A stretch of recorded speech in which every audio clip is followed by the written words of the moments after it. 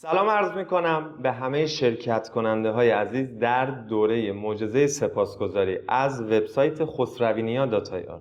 دمتون گرم که شهامت داشتید، ریسک کردید و به بنده اعتماد کردید، در این دوره شرکت کردید.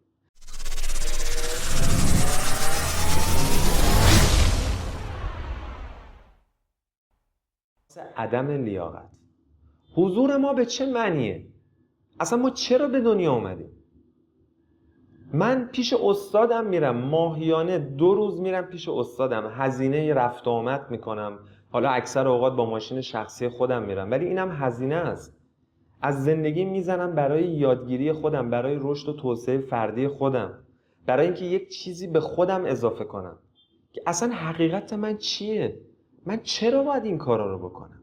چرا؟ اصلا فرمول من چیه؟ من چرا به دنیا اومدم؟ و هزاران چرای دیگه که توی جلسه اول که اسمش حضور ماست قراره بهش بررسی کنیم، بهش رسیدگی کنیم. و جهان ماتریکسی بلایی سر ما آورده، بدبختی دوچارش شدیم که به این راحتی ها نمیتونیم ازش بیایم بیرون. واقعا سخته، چون یک شبه ما درگیر این جهان ماتریکسی نشدیم. ما یک شبه به دنیای کبر و غرور و منیت و خودخواهی وارد نشدیم. تمام اینها رو رسانه این کارو کرده، تمامشون. یعنی ما هر چی بدبختی داریم از رسانه است.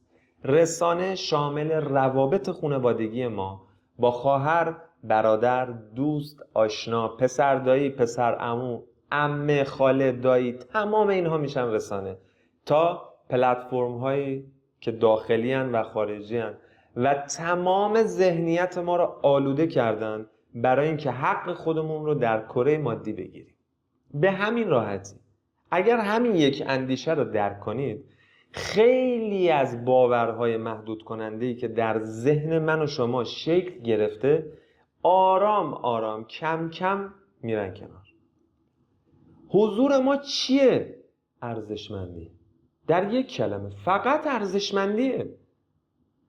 ما اینقدر خودمون رو نادیده گرفتیم، اینقدر خودمون رو به فاضلاب بدبختی دعوت کردیم که دیگه هیچ کس نمیتونه ما رو بیدار کنه. هیچ کس نمیتونه ما رو نجات بده. اصلا شما فرض کن دستتو اینجوری داری میاری بالا، عربده داری میکشی، میگی ایو الناس منو نجات بدید. ببین حکایت، فرض کنید حالا پسر نوح این وسط داره واقعا داد میزنه پدر منو نجات بده. دیگه نوحی نیست. تمام فرصت ها از بین رفتن به واسطه احساس عدم لیاقت. حضور ما در جهان فرکانسی و در جهانی که خداوند در اختیار ما گذاشته و جهان لیاقت هاست. به نظر من جهان لیاقت هاست. انسان ها به واسطه لیاقتشون کسب درآمد میکنن، کسب آرامش میکنن، کسب لذت میکنن و امنیت همه اینا رو داشته باشن. این جهان اسمش جهان لیاقته. دنیا به لیاقت‌های تو پاسخ میده، نه به افکار تو. البته که لیاقت توسط افکار ما شکل میگیرن. سلسله فکرهای ما، باورهای ما، لیاقت‌های ما رو میسازن. من در جهانی که دارم زندگی میکنم آیا خودم رو لایق یک زندگی آروم بی دردسر میدونم؟ خیر، قطعاً خیر. چون به ما دیکته شده برای رسیدن به موفقیت فقط و فقط باید زجر بکشی. انسانی موفقه که در 24 ساعت فقط تلاش میکنه. اگر اینجوری باشه که کارگر معدن باید الان مولتی تریلیاردر به دلار باشه. زمانی توی باورهای خودم سخت کوشی شده بود اولویت اول زندگی.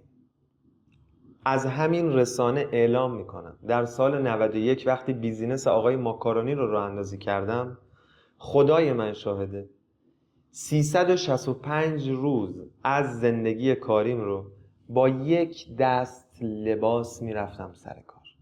8 صبح میرفتم رستوران، 2 شب میومدم خونه. 1 روز در میون لباسم رو میشستم. باورتون نمیشه.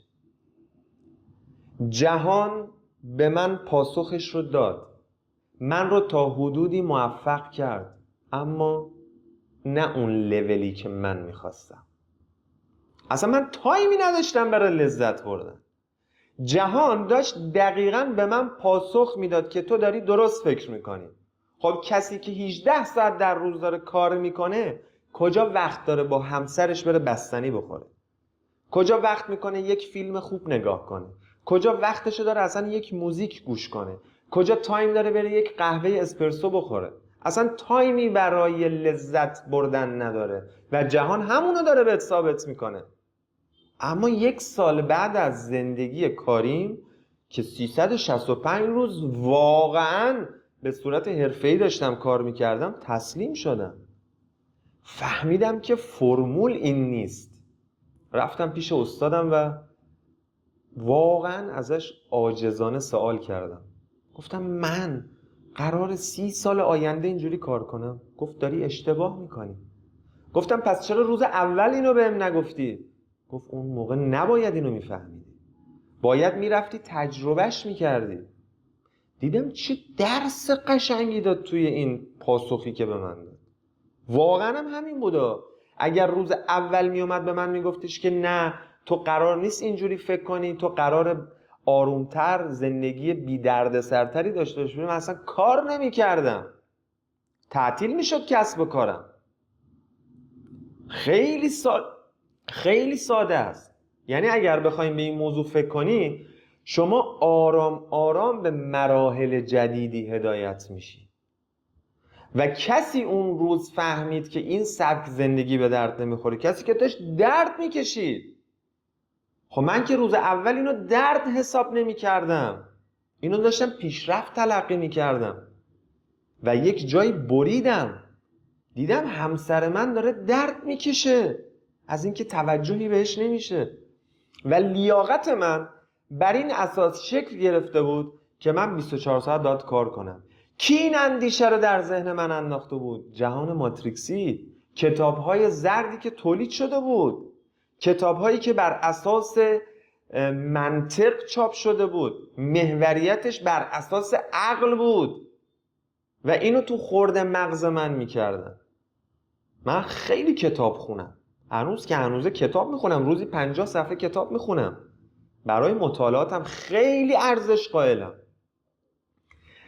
همین جلسه اولی رو که من دارم ضبط میکنم ساعتها براش زمان گذاشتم، هزینه کردم تا بتونم به 1 ساعت 40 دقیقه یا نیم ساعت فایل آموزشی برسم.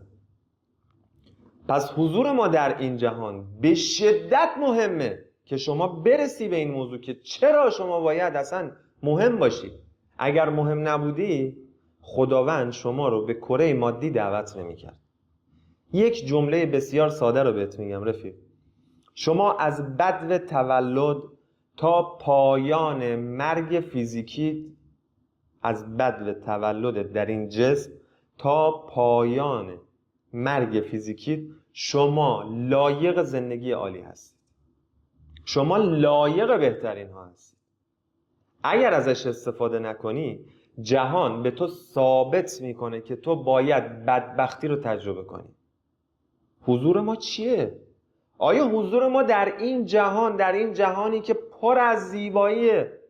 میگید زیبایی کجاست؟ کافیه برید تو جاده‌های شمال، کافیه گردنه حیران رو ببینید، کافیه برید بالای کوه گنوی بندرعباس، کافیه پر از پوشش‌های قشنگ زنان و مردان سرزمین تو ببینی. اینا همه زیباییه. چرا نمیتونی اینا رو ببینی؟ چون اصلا تو رو محو کردن از کره زمین، با رسانه بدبختت کردن. من خیلی رو خودم کار میکنم، خیلی ارزش قائلم برای تفکرم، برای اینکه چه چیزی رو ببینم، به چه چیزی بها بدم و برای چه چیزی ارزش قائل باشم.